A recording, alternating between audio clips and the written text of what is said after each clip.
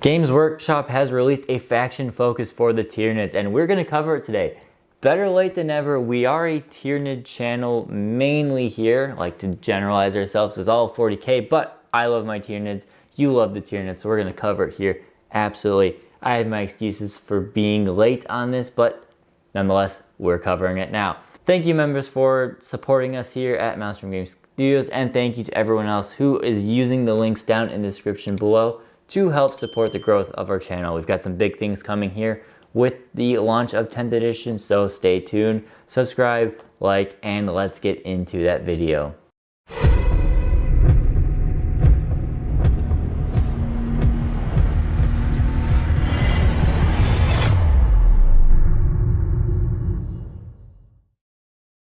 So GW have been releasing faction focuses like every other day or something for 40k armies. The second one they did was for the Tyranids. I saw it. I just did not have any time to do it. If you hear any barking or anything of running around, I have a little puppy now, so we're taking care of her. She is a lot of work. She's my little termagant, but she's great. So I've been busy with that. Now, what is in this faction preview? We've got some faction rules, a few unit previews, a weapon preview, and a few other notes, and then I'll kind of give my thoughts through when we go through this. But a good, healthy amount of information to give us some idea of the Tyranids going forward. So we'll get underway with the two faction rules GW has previewed for us. So first off, synapse. It's still 6 inches now. I really wish it was 9. 9 just feels so more flexible on the table. 6 inches, I feel, does really limit you, especially when you're being aggressive. Kind of hurts you a bit, but can't change it now. Can't complain too much. What it does though is it is 3d6 battle shock tests instead of 2d6. For a refresher on battle shock, if those of you who haven't memorized all the 10th edition leaks right now, like I haven't, you have to beat your leadership characteristic in order to pass a battle shock test. So termagants, a leadership 8, they need to roll, well actually, be equal or beat. So termagants are leadership 8. On 2d6, they'd have to roll an 8+ in order to pass their battle shock test. Now with synapse, it is a 3d6 instead. There is two things. One main thing that immediately jumps out to mind is that it's no longer auto passing. I wonder if this is going to be the way it is for all armies. There is no auto passing these morale checks. You could always have 3d6 battle shock tests. Now, granted, yes, the morale or the battle shock test system will not kill models like it used to. It still causes problems, but always having a chance to fail it, even on 3d6, is not great. We'll see how it plays out. Now, speaking of battle shock, the next one, Shadow in the Warp. It is now a once per battle ability that you can summon Shadow in the Warp upon your enemies. Essentially, it is an army-wide battle shock test for your opponent. You have to roll for every single unit on the battlefield of your opponents at the command phase. So it would be great on turn 2 or turn 3 to just say, all right, Shadow in the Warp, battle shock test on everything. It could really throw your opponents for a loop. It seems simple. It really does seem simple, but remember, if you fail a battle shock test, no stratagems can be used on them. They lose all of their objective control numbers, so they count as 0. And if they ever have to fall back, they have to take a desperate escape test, which we don't know the full details. Sounds like it'll be in 9th edition, so there's a chance they die when they fall back, which is fine, but I don't think that'll come in play nearly as much. Really, it's the no stratagems and no objectives secured. There's a chance, and primary, we know primary is going to be a thing, for an entire turn where your opponent could just lose primary points if the right units fail their battle shock test. So it'll be interesting to see. No guarantee. It sounds like our faction rules are going to be not that crazy, but they still will be fun to have, and they seem fairly thematic. We do have 2 unit previews now. We'll start with the first one, Gene Stealers. This one I was surprised to see. Biggest thing right off the bat, they now have 2 wounds. So your Gene Stealers, I mean, they're as tough as a Space Marine in terms of number of wounds, which is great. I feel like they probably should have been there a while ago. I'm guessing that means we'll be on 32mm bases at some point for the Gene Stealers. There's no way. I don't think there's any case of a 2-wound model being on anything smaller than a 32mm base these days. So I'm expecting a base update and maybe even a model update for the Tyranids. It'll be interesting to see how they're pointed. Are they pointed as much as a Space Marine? Or are they pointed more, pointed less? Not sure. But they have some other rules that are here. 8-inch scout move, finally. The forward deploy, we could just drop them in 9 inches away, was fine, but I really wanted the 8-inch scout move. And thankfully, we now have that. They can take a move before the game starts, so you can deploy them. And if you go first, then you can move them back, and you can move them forward, and if you go second, you can move them back into cover. I love that flexibility. So thankful that those guys have them. They've got some melee damage, and this is something that we'll see as the faction previews come on throughout the weeks, but AP is something you're going to keep your eye on. And I'm glad they're toning the AP down, but it's just keep an eye on it, because these claws, so they still have 4 attacks. They hit on 2s, thankfully, great. Strength 4, yep. AP -2 only. However, they did gain the Vanguard Predator keyword. So this, or keyword, special rule. So this means they always reroll wound rolls of 1. That helps immensely for damage potential. And if your opponent, the target of a melee fight, is on the objective, they reroll all wound rolls. So these objective stealers are going to be great. You're going to have these things, probably want a unit or 2 of these just lurking around corners, being within threat range, because they still have an 8-inch move, so they can be within threat range of an objective from a decent distance away. And anything that takes that middle objective, these things will run in there, hopefully delete them, and then it's your objective now. There's probably no ways to really get rerolls to hit much in this edition for the Stealers, but being able to reroll wounds with that many attacks when you're hitting on 2s is going to be a big deal. And they still do 5-up and bone save. So those are the Stealers. Interesting takeaways there. The next one is the Swarmlord. So I'm glad to see him, and I've got some mixed feelings about the Swarmlord. So a decent shakeup for him. He's very different from the way he worked in 9th edition. Defensive changes. He is now T10, and we've seen toughness go up the board. We know a Rhino is T9, so T10 is equivalent to roughly T8 as it was. So, okay, T10, good. He only has 10 wounds.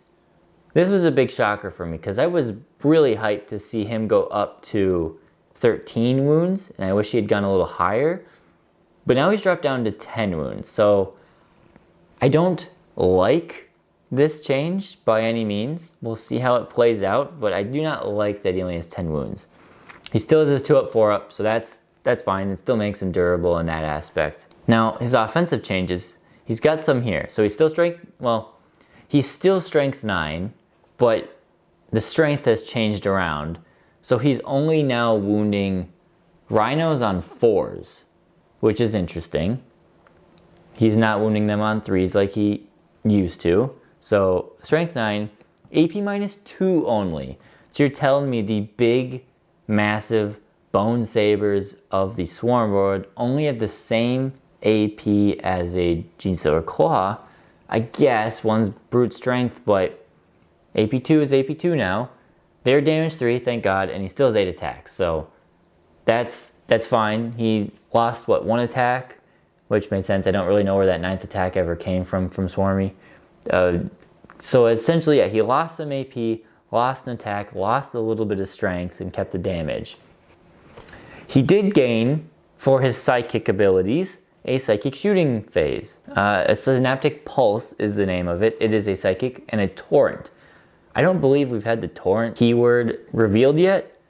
I'm wondering if it's like a flamer of some sort. It must be some sort of flamer weapon, because it auto hits. It has no ballistic skill. It auto hits, so Curious to see exactly what the Torrent ability entails. It is 18-inch range, so decent range for him. D6 plus 3 shots, so minimum 4, maximum 9. That's healthy. Strength 5, AP minus 1, 2 damage. Again, low AP on things, but 2 damage means he could probably blow away a couple Marines at range with this psychic power, which is fine. Hive Commander, this is a big ability. I don't think we've seen any abilities like this revealed yet in 10th edition. Now, at the start of your command phase, if this model is on the battlefield, you get extra CP. And for those of you who might have forgot, you start the game with 0 CP and you gain 1 every turn. So you're only gonna have 5 CP a game, maybe a few more here or there for some other special rules. But having a Swarmlord alive your entire game basically doubles your CP input to your army. That's huge. That right there is a very tempting reason to bring the Swarmlord. We also have Malign Presence. This is a very fun ability. I forget who used, I think Dark Elder had something like this a while ago, or Genestealer Cult, but essentially when your opponent goes to use a stratagem, you choose that stratagem, and for the rest of the battle, it counts as 1 extra.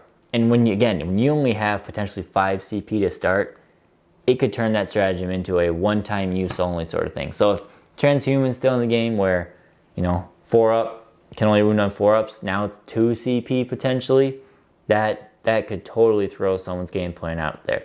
And then finally is Domination of the Hive Mind, which is not full of rerolls. It's just a 9-inch Synapse Bubble, which I can't argue with, but unfortunately he doesn't give out any rerolls or anything on top of this.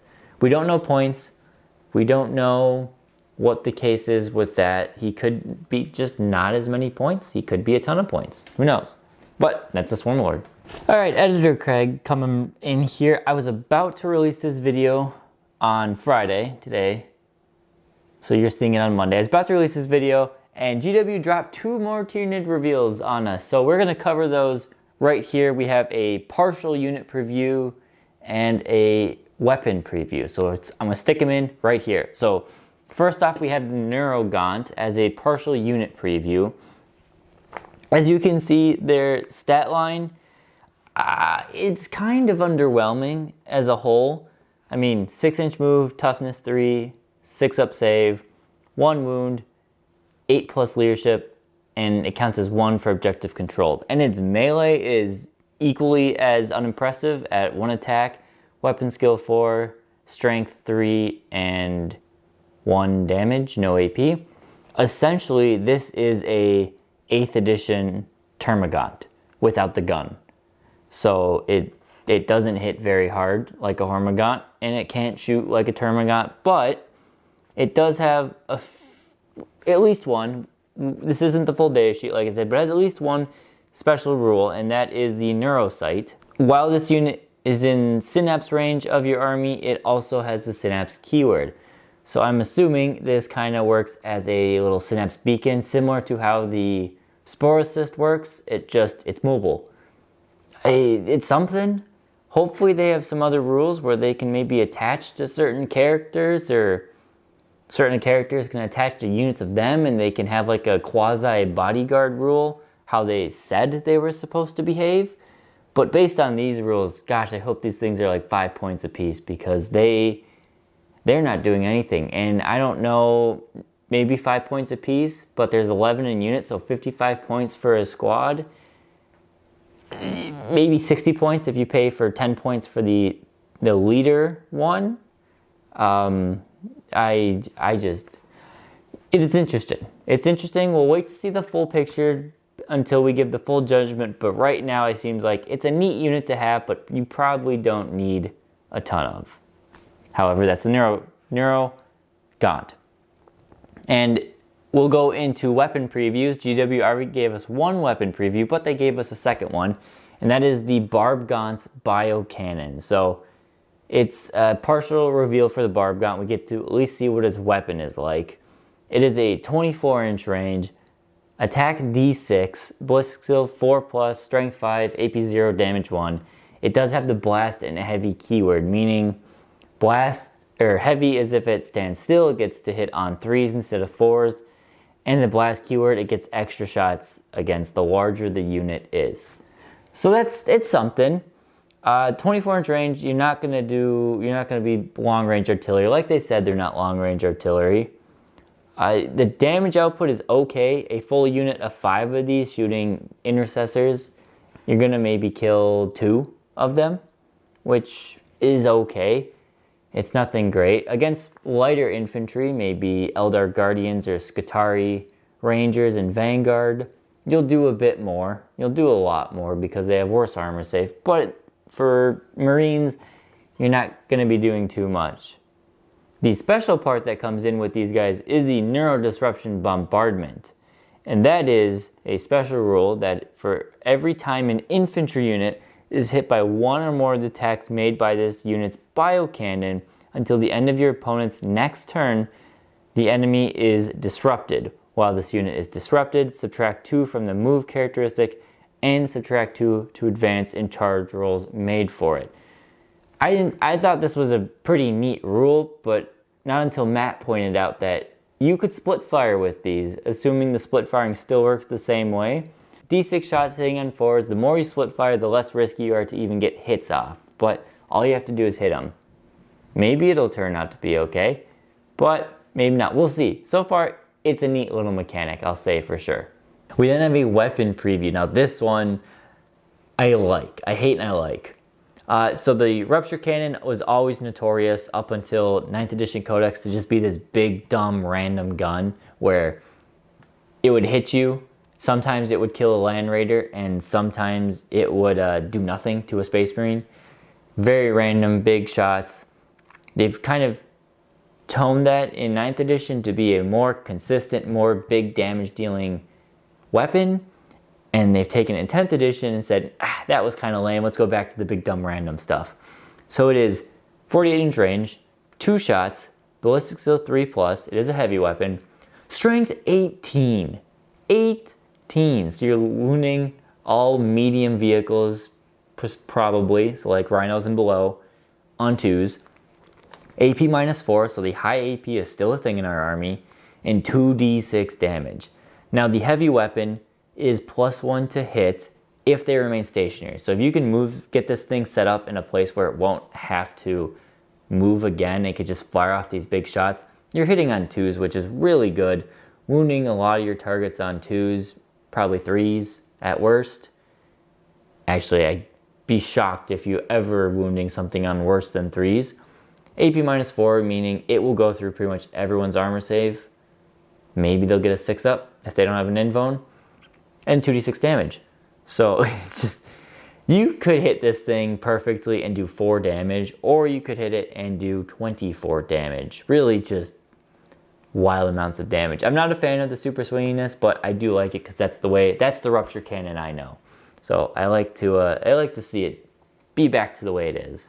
We do have a stratagem preview, and at first glance it's like, oh, this is the same thing.